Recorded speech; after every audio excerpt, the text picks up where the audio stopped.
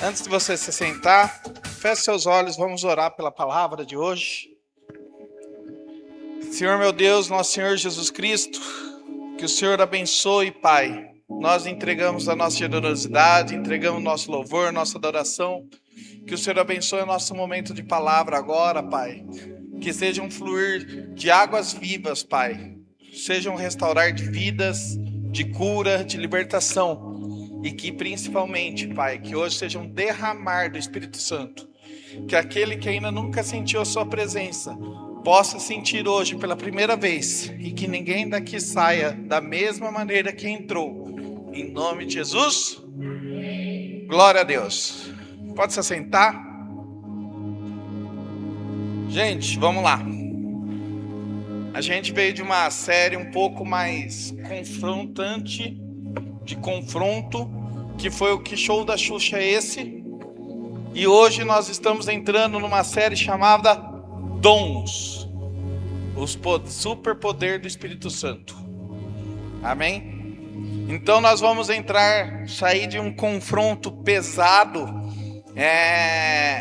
Eu vi a pregação do Ed, eu mandei a minha também, da semana passada. Eu preguei lá na posse sobre santidade, sobre a importância da santidade de se guardar o coração, e principalmente sobre o porquê que a gente não peca, já que não tem mais a lei. Teoricamente, na prática também, mas assim, o Senhor já cumpriu a lei por nós. Então, muitas pessoas evangélicas, crente, vai pegar a graça e vai falar: se eu quiser sair daqui e beber, eu posso. Se eu quiser sair daqui e me drogar, eu posso. Se eu quiser sair daqui, eu sou solteiro, eu quero fazer amor, eu posso. E não é bem assim. Por que não é bem assim? Porque é pecado? Sim. Mas primeiro a gente precisa definir duas coisas. Primeiro, o que é pecado? Pecado é simplesmente errar o alvo. Pecado é simplesmente errar um alvo. Segundo ponto, o alvo é Cristo. Tudo aquilo que te afasta de Cristo está fazendo você pecar, está fazendo você errar o alvo, está te afastando da presença do Senhor. Por exemplo, tem igrejas evangélicas que, baseado na Bíblia, vai falar que Jesus bebia vinho, que Jesus bebia bebida alcoólica. Glória a Deus, tem um ponto, a Bíblia está cheia de referência. Não pode beber, mas não se embriagai. Legal. Agora eu vou fazer um desafio. Vai para sua casa, compra uma farda de Heineken, toma as 12 Heineken e se ajoelha para orar. Esse é o desafio. Você vai conseguir orar? Você vai ter santidade? Você vai ter um encontro com o Senhor? Ou você vai estar com sono? Você não vai ter consciência do que você está fazendo? Você não vai ter mais autocontrole sobre o seu corpo, sobre as suas emoções? A bebida por si só não é ruim. Mas a pergunta é: por que eu tenho uma dificuldade de orar? Tá bom, pega lá e entra num canal daqueles adultos. Fica assistindo 1 hora. Depois você sai dali e vai orar. Você vai ver se você vai ter intimidade com o Senhor, ou se você vai estar envergonhado de estar fazendo aquilo. É simples. É sobre isso que é o pecado. Paulo diz: tudo eu posso, mas nem tudo me convém. Tá bom. Por que eu tenho que me resguardar? Aí que nós vamos entrar no culto de hoje. Só fazendo um adendo. Eu falei para Carol deixar o recado para mim. Amanhã começa a escola PV. A escola PV é para todos, para quem é novo na fé, para quem é recém-bativado, para quem acabou de conhecer Jesus, para quem já conhece o Senhor Jesus e quer se aprofundar mais, para quem quer ser voluntário na igreja, para quem quer ser líder de algum setor da igreja, para quem quer viver um chamado de pastoreio, quer viver um chamado na sua vida. A escola PV é para todos, amém? O valor dela, R$300, R$297, parcelado em 12 vezes no cartão, ou em 6 vezes direto com a igreja.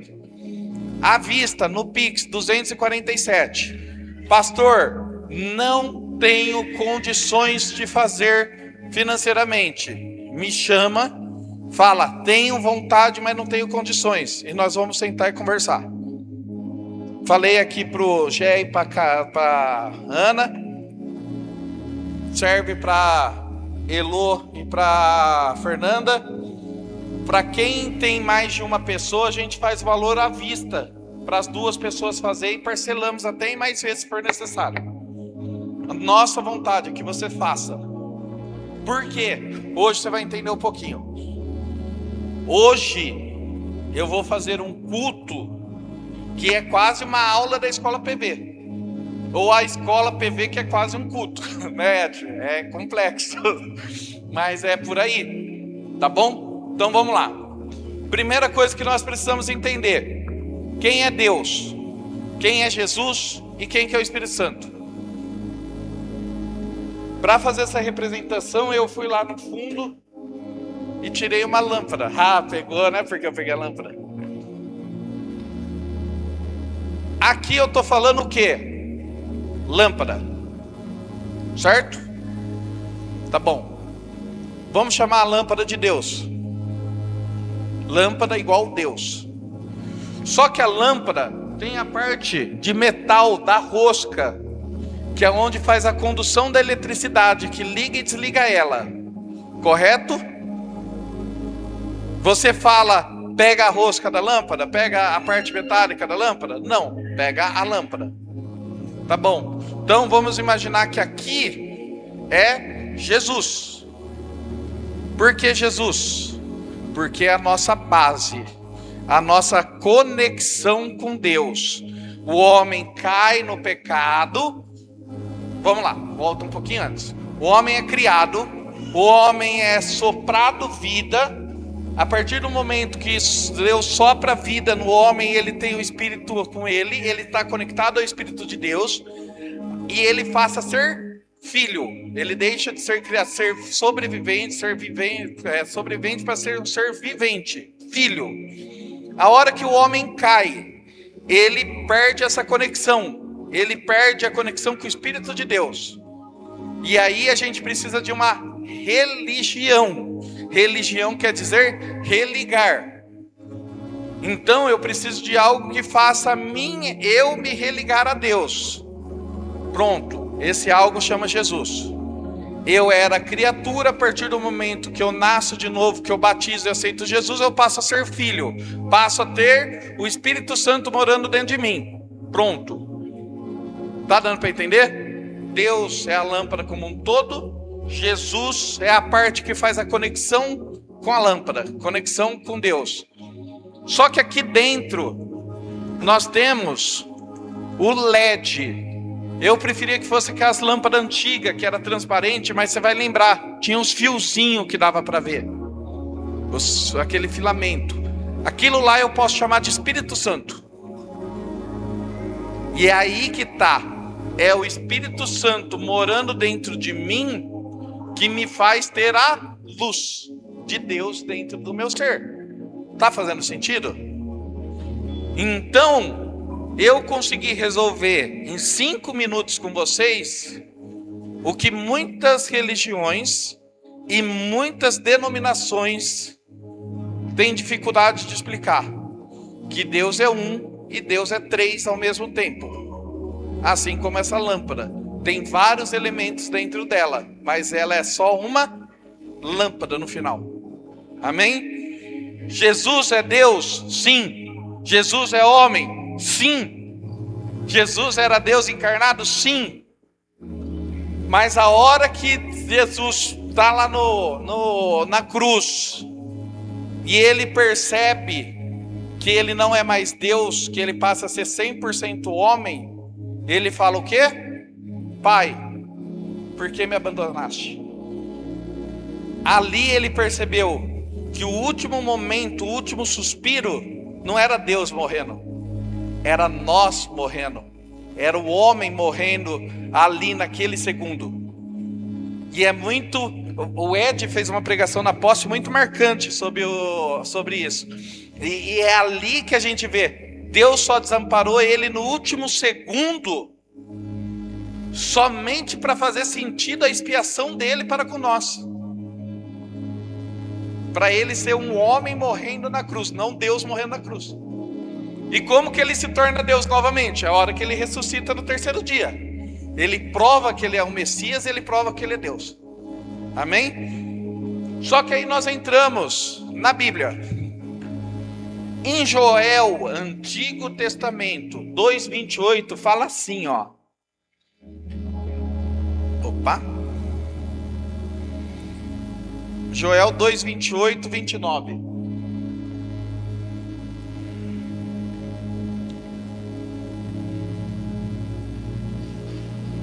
Joel 2:28, 29. Foi? Foi. Vou ler na mesma versão que vocês. E depois disso, eu derramarei o meu espírito sobre todos os povos. Seus filhos e filhas profetizarão. Os velhos terão sonhos e os jovens terão visões. Naqueles dias derramarei o meu espírito, até sobre os meus servos e minhas servas. Amém? Glória a Deus. Isaías 44:3. Isaías 44:3. Eu lhe darei água para matar a sede e para regar os campos secos. Derramarei o meu espírito e as minhas bênçãos sobre os seus futuros filhos. João 7, versículo 37 até o 39. E no último dia, o grande dia de festa, Jesus pôs-se em pé e clamou dizendo: se alguém tem sede, vinde a mim e beba. Quem crê em mim, como diz as Escrituras, rios de águas vivas correrão do seu ventre. E isto disse ele do Espírito, que haviam de receber os que nele crescem, porque o Espírito Santo ainda não fora dado, pois Jesus ainda não tinha sido glorificado. Amém? O que eu estou falando aqui? Eu estou trazendo 3 versículos: Antigo Testamento com Joel e Isaías, Novo Testamento com João. Amém? Os 3 versículos têm uma conexão. Eu derramarei o meu espírito. Ou seja, você não vai só se religar a Deus, mas você vai ter o Espírito de Deus com você. Nós temos aqui o projeto 365 dias. É muito legal, porque eu patrocinei um post sobre a Bíblia. E aí vem algumas pessoas: você não está incentivando a ler a Bíblia do começo. E eu falo assim: não incentivo. Porque se uma pessoa recém-convertida começar a ler a Bíblia, Gênesis, Êxodo, tal, ela vai chegar em Levítico, ela para. Ela vai chegar em Números, ela desiste. Por quê? Porque ela não tem capacidade, sabedoria, conhecimento e discernimento para entender o que está sendo falado ali. Enquanto você começa a ler a Bíblia, tá bom. A Bíblia, eu acabei de falar, Deus são 3 em 1. Então, Deus é uma pessoa, Jesus é uma pessoa, o Espírito Santo é uma pessoa. Então, peraí, como que eu vou saber? A Bíblia é a palavra de Deus. Beleza, a Bíblia é Deus. No princípio, o verbo, era o verbo, e o verbo se fez. Pegou? Então tá bom, a Bíblia é Deus. Como que eu começo a ler? Eu começo a ler ela por Jesus. 4 evangelhos. No aplicativo nosso a gente faz o evangelho em ordem cronológica, com 7 a 10 minutos de leitura diária. Você lê em 28 dias os 4 livros do evangelho e você entende a vida de Jesus. Você entende quem é Jesus, a pessoa de Jesus. Nos outros 28 dias você vai ler Atos, 1 capítulo de Atos por dia, são 28 capítulos. O que você vai entender? Quem é a pessoa do Espírito Santo. A partir do momento que eu entendi quem é Jesus, quem é o Espírito Santo, eu volto para o início da Bíblia e começo a ler ela. Por quê? Porque agora eu vou entender. E Davi foi cheio do Espírito de Deus. E ele reinou com o Espírito de Deus. E Saul, que estava com o Espírito de Deus, deixou de ter o Espírito de Deus para governar. Deus colocou um espírito maligno. Peraí. Como que eu interpreto tudo isso? Como que eu entendo tudo isso se eu não tenho sabendo quem que é o Espírito de Deus? A hora que você já entende a interpretação que é Davi estava cheio do derramar do Espírito Santo. Saul estava com o Espírito Santo, mas Saul saiu da presença. Dois espíritos não ocupam o mesmo corpo. Ou eu estou com o Espírito Santo, ou eu estou com o Espírito maligno. Peraí, eu estou interpretando a Bíblia de maneira fácil. Eu estou entendendo o que está acontecendo ali. Por quê? Porque eu entendi primeiro quem é Deus, entendi quem é Jesus e quem é o Espírito Santo. E entendendo isso, eu entendo as promessas. E eu entendo que o ápice da fé não é quando a gente é salvo, quando nós descemos as águas. O ápice da fé se inicia ali, porque ali se inicia o seu chamado, ali se inicia o seu propósito, ali se inicia o seu id, ali se inicia o seu vínculo como morada do Espírito Santo, e que o Espírito Santo está doido para fazer você viver o seu chamado, e nós fazemos o quê? Fugimos dele, lutamos contra ele, não deixamos o Espírito Santo fluir. O Espírito Santo fala: sai do seu lugar e vai orar por fulano. Você não tem coragem de sair do seu lugar. Isso que nós estamos em família, num ambiente propício. Imagina você estar lá fora. Imagina, Marley, lá no seu serviço, você escutar a voz do Espírito Santo. Vai lá no outro setor, tem uma menina assim, assim assado, tá com a roupa assim, assim assado, abraça ela. Você vai? Falou nada? E o medo? Então nós temos que entender realmente o que está acontecendo. Ponto. João 16:7. Jesus disse: é melhor que eu vá. Todavia, digo-vos a verdade, que vos convém que eu vá, porque se eu não for, o Consolador não virá a vós. Mas quando eu for, vô-lo enviarei. O que você precisa entender? Primeiro, que Jesus precisava ir para o Espírito Santo vir. E aqui o Jesus já deu uma característica do Espírito Santo: Consolador. Quem consola o nosso sentimento, quem consola a nossa dor, se chama Espírito Santo. E quem consola tem que ser uma pessoa. Amém? Faz sentido? Logo depois eu vou ter um versículo aqui. Tá mais para baixo. Então, você precisa entender que os discípulos andaram com Jesus, dormiram com Jesus, comeram com Jesus, relacionaram com Jesus, e Jesus estava falando: gente, é melhor vocês não estarem comigo aqui ao lado de vocês. É melhor que eu vá e que vocês tenham eu na forma do Espírito Santo dentro de vocês. Por quê? Por que Jesus fala isso?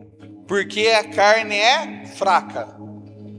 A oração do Pai Nosso nós falamos: não nos deixeis cair em tentação. Ou seja, nós vamos ser tentados todos os dias da nossa vida, até o último segundo.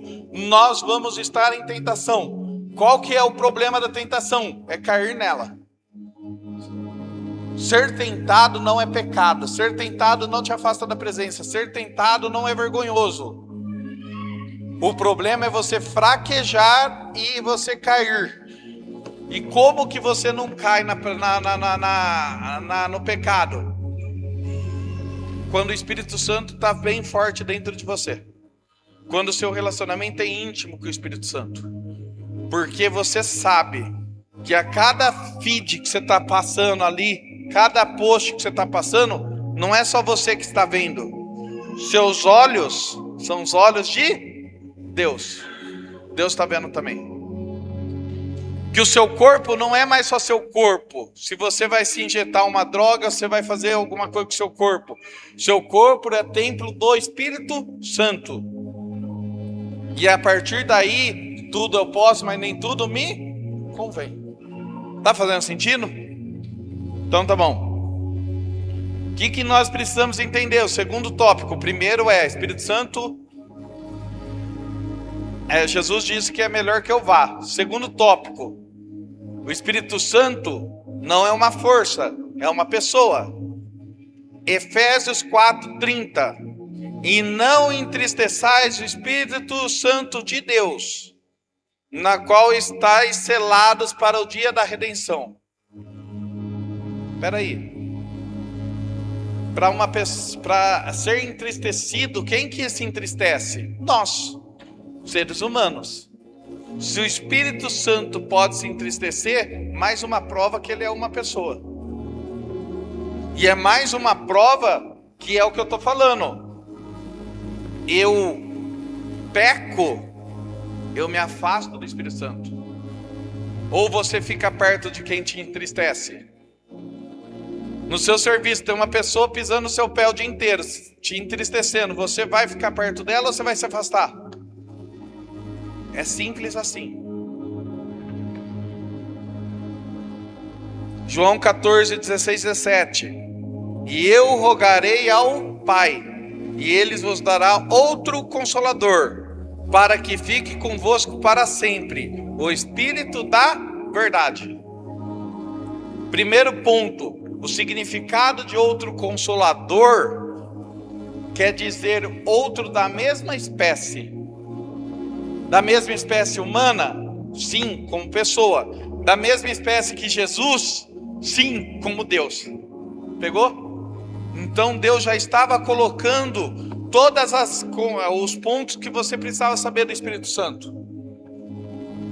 O problema é o seguinte: o Espírito Santo tem algumas características. O Espírito Santo fala, o Espírito Santo guia, o Espírito Santo corrige e o Espírito Santo ama. O que você precisa entender? Que vai ter religiões evangélicas, denominações evangélicas, que vai falar que é chamada de cessacionistas, que vai falar que o Espírito Santo só habitou na terra enquanto estávamos lá em Atos, porque era para os discípulos e para os apóstolos começarem a igreja primitiva. Só que isso daí, no primeiro versículo que eu li lá de Joel, contradiz isso. Porque fala que nos últimos dias haverá um derramar, que irão ter visões, profetizar, ou seja, nos últimos dias da terra, ainda estaria aqui o Espírito Santo. Isso daí é contradizente com a parte da grande tribulação, porque fala que nós teremos 1000 anos sem o Espírito Santo na terra. Espera aí, se ele já saiu da terra lá atrás, como que a gente vai ter mais 1000 anos sem ele? E espera aí, já passou 2000 anos. Pegou? Não tem sentido. As pessoas vão falar da igreja pentecostal por causa de N fatores, porque realmente todas as denominações têm algumas falhas, ou como que eu posso falar de uma maneira mais branda? Eu brigo com o Ed e separo, a gente monta outra, ele monta outra igreja, eu monto uma igreja. A gente sai da Pedras Vivas, são 3 igrejas. Cada uma normalmente está indo para uma vertente humana. Quando eu falo da Pedras Vivas, eu era confrontador contra pastor. Eu odiava pastor. Para mim, pastor era tudo ladrão, tudo mercenário. Estava ali para roubar a fé das pessoas. Eu via Edir Macedo e eu não gostava. Eu via Silas Malafaia, eu não gostava. Hoje eu entendo Concordo com todos? Não. Mas por que hoje eu aceitei um chamado de pastoreio diante de um cenário desse? Porque eu entendi uma coisa, que eu era espírita porque eu procurava o sobrenatural.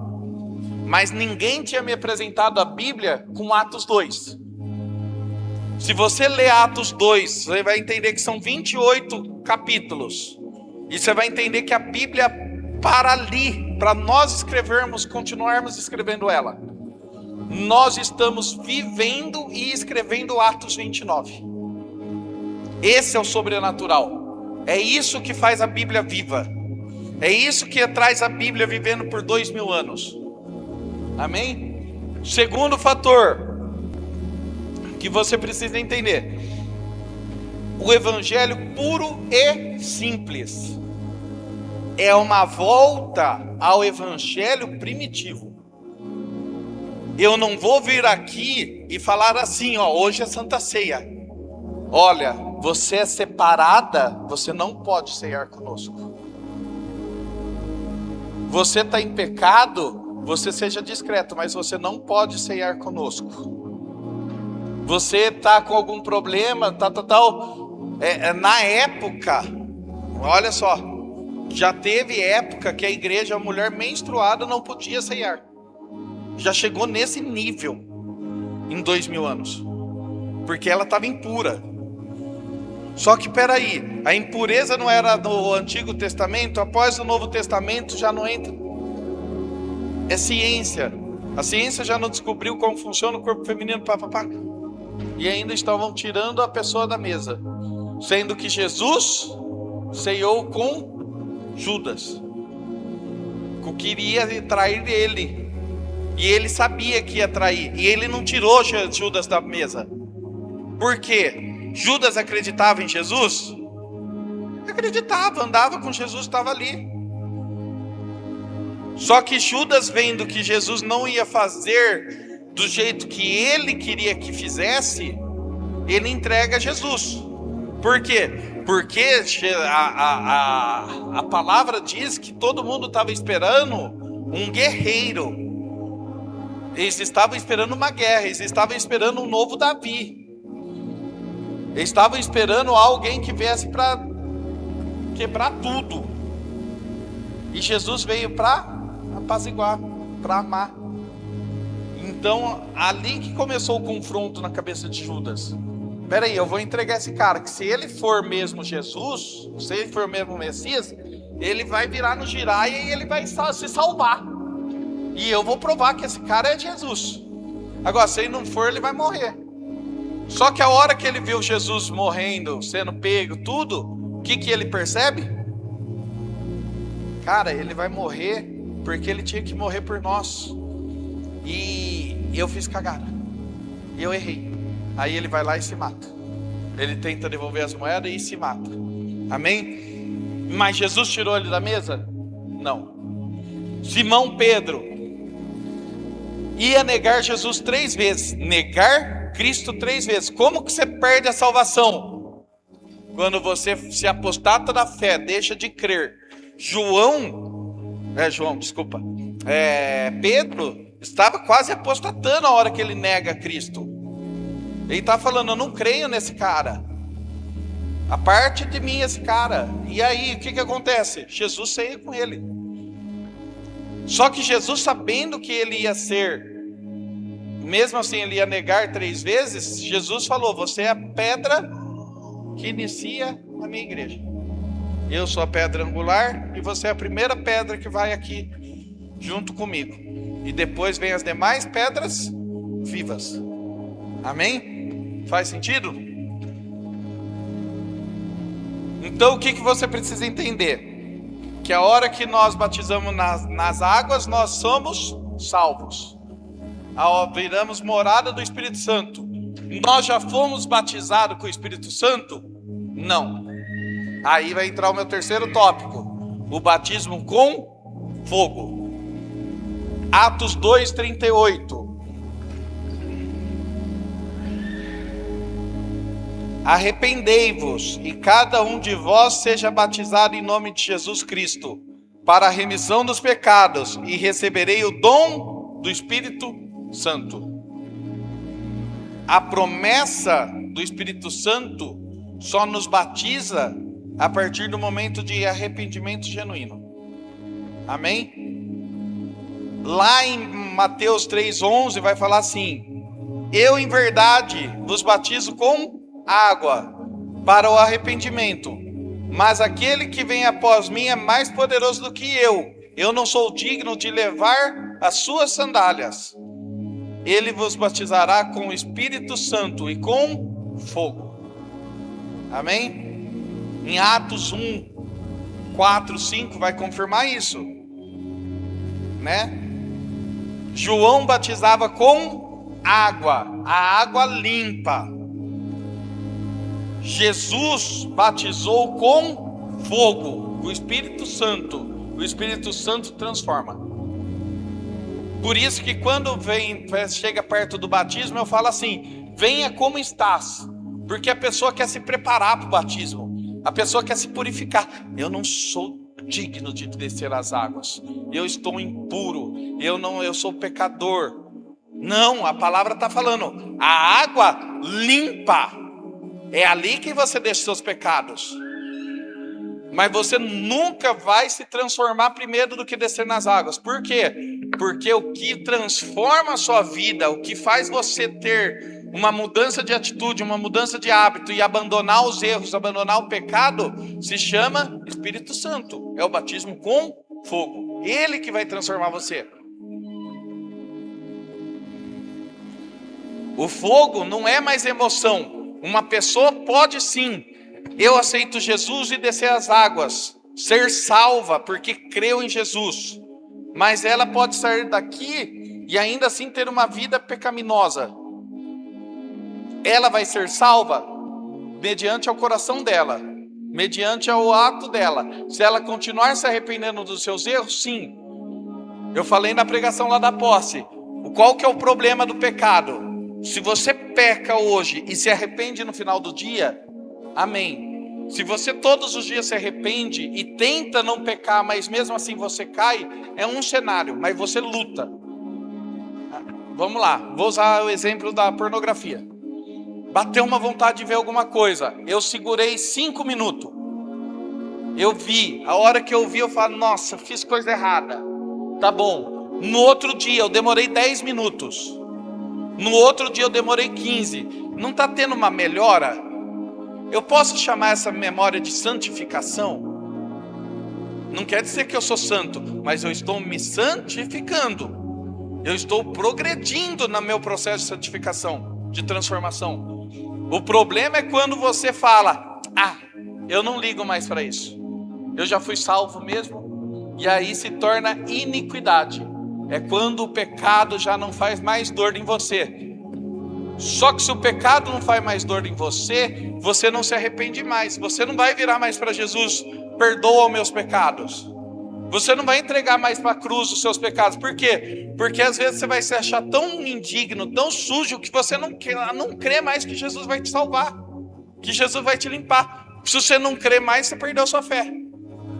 Você perdeu sua salvação. Faz sentido? Então essa é a explicação de pecado, errar o alvo, iniquidade, errar o alvo constantemente e não se arrepender e não ter mais a certeza que Jesus pode te salvar, que Ele pode te limpar. Amém? Vamos lá.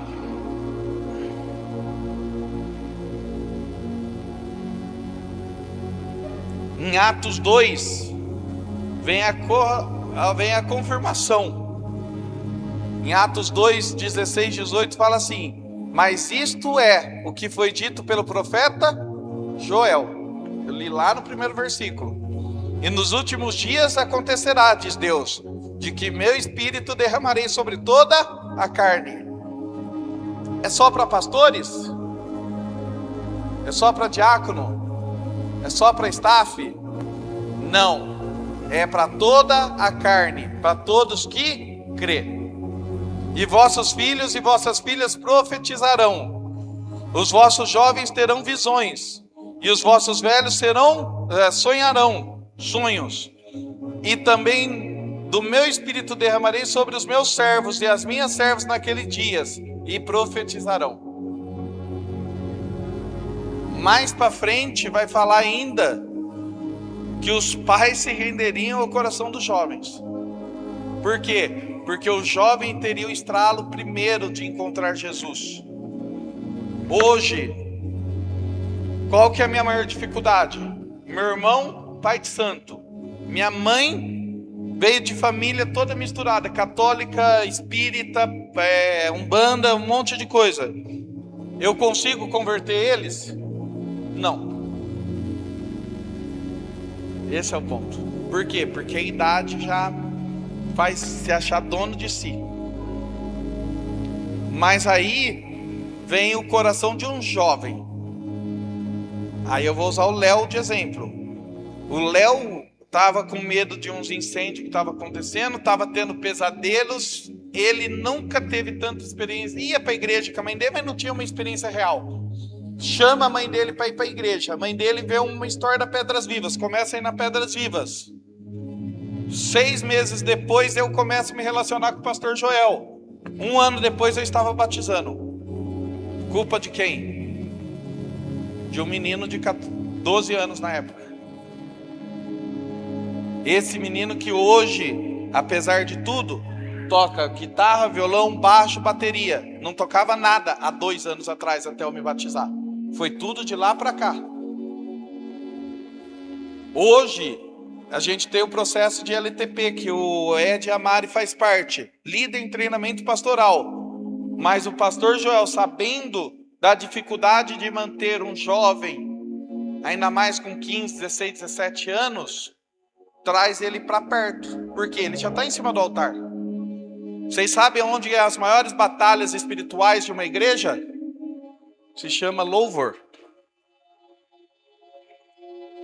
É onde o ego se estoura, é onde a vaidade faz, o holofote brilha. Ai, hoje foi fulano. Mas por que foi fulano e não foi ciclano? Ai, por que tá ele hoje e não eu? Nossa, hoje fulano foi ruim. Se fosse eu, seria bem melhor. É ali que o ego se afronta, né? Muitos estudiosos bíblicos vêm falar que Lúcifer faria parte do ministério de louvor. Então a grande rebelião das igrejas acontece aonde? As grandes pessoas feridas da igreja acontecem aonde? Normalmente, ministério do louvor. Sabendo disso, Leonardo está sendo cuidado de perto pela idade, e para não entrar vaidade, não entrar de nada, e ele já ser preparado para as nações. Não está no processo de LTP. Talvez ele vai ficar assistindo 3, 4, 5 anos para ele realmente entrar no processo. Mas ele está perto. Ele já está vendo.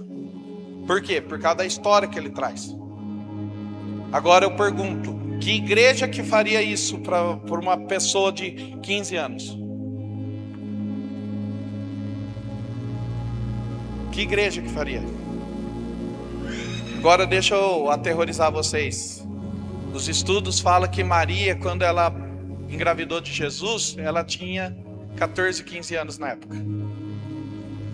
Os estudos vêm falar que os discípulos de Jesus estavam entre 16 e 25 anos, em média. Existem estudos que falam que Lázaro estava entre, o melhor amigo de Jesus, estava entre 13 e 19 anos na época. E a Bíblia tem muita referência de os jovens, vossos filhos e vossas filhas profetizarão. Os vossos jovens terão visões. Ela já prepara que a geração vindoura vai ter mais acessibilidade para o Espírito Santo do que a geração que está ficando para trás. Então, se você acha que todo o derramar da igreja evangélica que aconteceu, já aconteceu, igual as pessoas pensam que já ficou lá em Atos, não. Tem muito ainda para acontecer. Amém? E aí, eu quero chegar onde tudo começou. É aqui que inicia a igreja, não a hora que Pedro vai para Roma. Aqui a igreja se inicia. Atos 2, versículo 1 ao 4. E cumprindo-se o dia de Pentecoste, estávamos todos reunidos no mesmo lugar. Vamos lá. E de repente veio do céu um som, como um vento veemente e impetuoso, e encheu toda a casa que estavam assentados, e foram vistos por ele línguas repartidas, como que de fogo, as quais pousaram sobre cada um deles, e todos foram cheios do Espírito Santo, e começaram a falar noutras línguas, conforme o Espírito Santo lhe concedia que falasse. Antes de nós entrarmos para o nosso momento de ceia, se coloque de pé.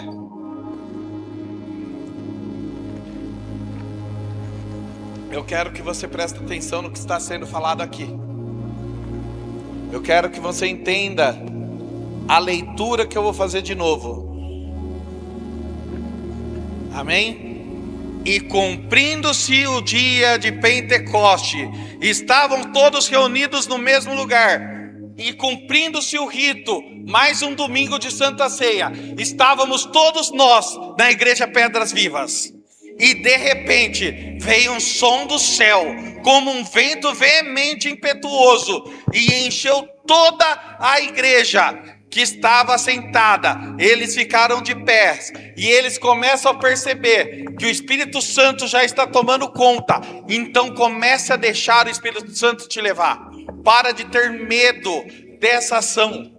Esse é o objetivo. Após o batismo de todo cristão, é ser batizado com o Espírito Santo. Por quê? Porque se eu falar para você ir orar para um bêbado na rua, você não vai. Pela carne, você não vai. Mas se você estiver aqui no opa, você fica doido. Você vê um bêbado, é agora. Você começa a orar por ele. Isso aconteceu na posse, tá? O pastor Diego começou a orar por um bêbado. O cara ficou sóbrio. O cara ficou sóbrio e começou a conversar com o pastor.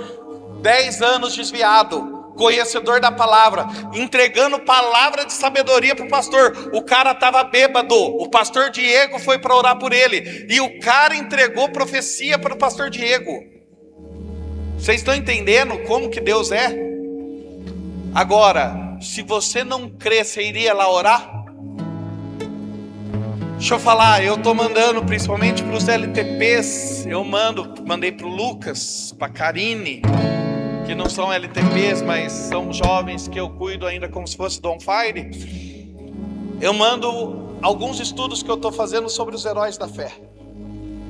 E aí você pega heróis da fé, como Billy Graham, como vários outros que tem, e você começa a ver história de uma pessoa que não tinha uma perna, entrar na igreja, o pastor ia orar e uma perna nascer.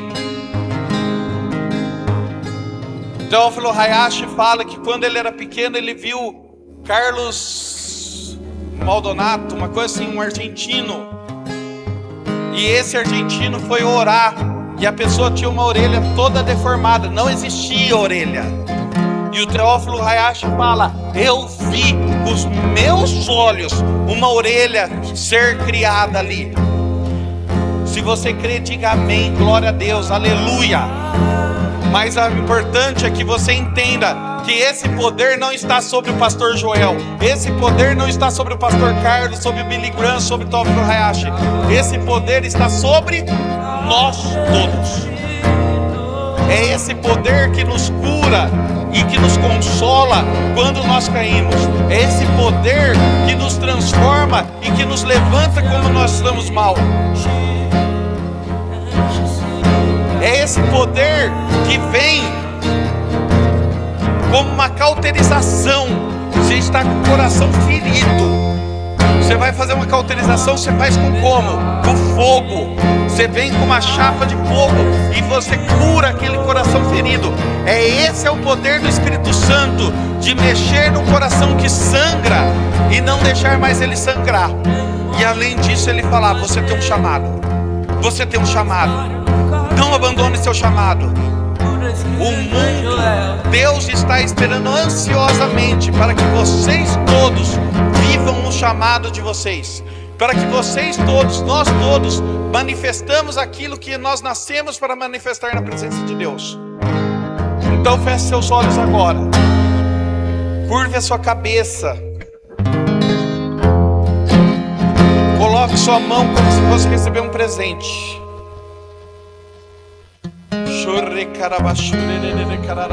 Começa a falar com o Espírito Santo. Se você não crê em alguma coisa que eu estou falando, desafie. Espírito Santo, Deus, se é dessa maneira que Ele está falando, me toca agora. Eu te desafio. Seja rígido para você perceber o que acontece.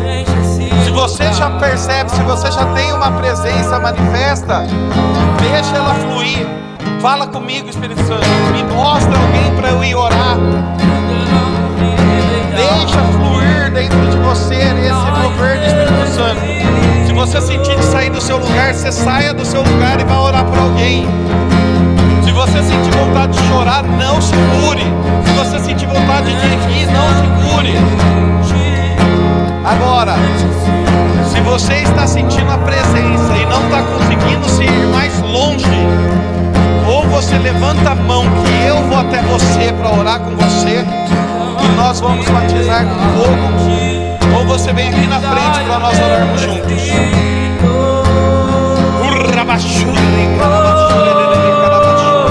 Mas deixa eu derramar, deixa fluir, deixa queimar.